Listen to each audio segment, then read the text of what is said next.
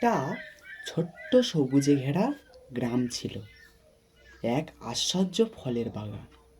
সেই বাগানে শুধু গাছপালায় ভরা ছিল না, সেখানে ছিল এক অদ্ভুত জাদু সব ফল, যারা কিনা কথা বলতে পারত।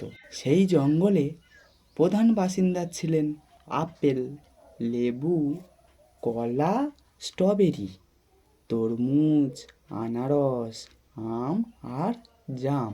তারা একসাথে থাকতো, খেলাধুলা করত, গল্প করত, আর দিনগুলো খুব আনন্দে কাটত। এক সুন্দর সকালে সবাই গাছতলায় উপস্থিত হলো। কলা বলল, বন্ধুরা, আজ সকালটা খুব সুন্দর লাগছে, তাই চলো না সবাই মিলে গানের তালে তালে কোমর দোলাই।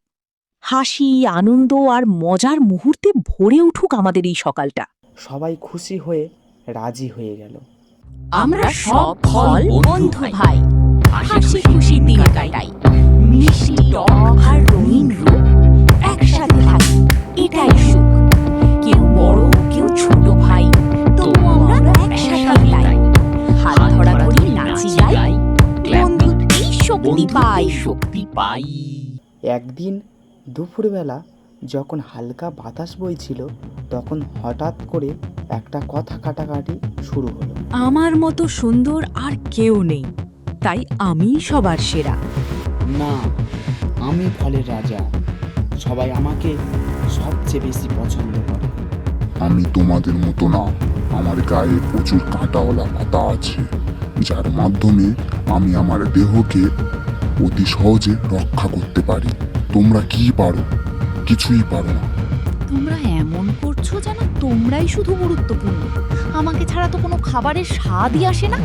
এইভাবে সবাই নিজেদেরকে বড় করে দেখাতে লাগলো। কলা অনেক চেষ্টা করে সবাইকে থামতে বলল। এই শোনো, আমরা তো সব বন্ধু, তাহলে বন্ধুত্বের মাঝে ঝগড়া কেন? কিন্তু কেউ তার কথা শুনল না।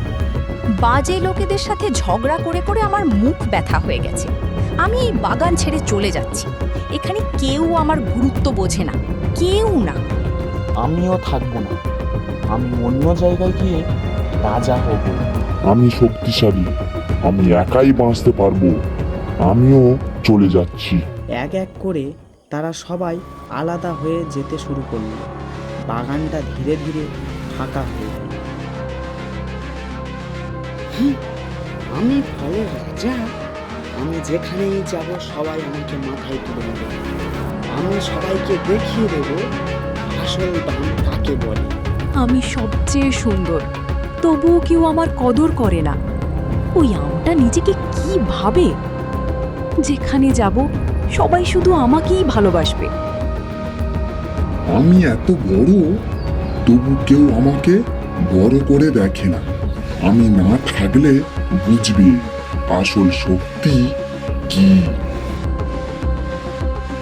ওরা ভাবে শুধু মিষ্টি হলেই সব। দেখি আমার টক ছাড়া ওদের দিন চলে কিনা। সবাই বুঝবে আমার দাম। আমি ছোট বলে কি আমাকে কেউ গুরুত্ব দেবে না? হয়তো আমি না থাকলেও কেউ খেয়াল করবে না। কিছুক্ষণের পর আকাশ কালো হয়ে গেল। হঠাৎ শুরু হলো কালবৈশাখী ঝড়, বজ্রপাত, বৃষ্টি। বাঁচাও, আমাকে কেউ বাঁচাও, বাঁচাও, আমি আর পারছি না, বাঁচাও, বাঁচাও। বাঁচাও, বাঁচাও, আমি ডুবে যাচ্ছি, আমাকে কেউ ধরো। বাঁচাও, বাঁচাও, বাঁচাও।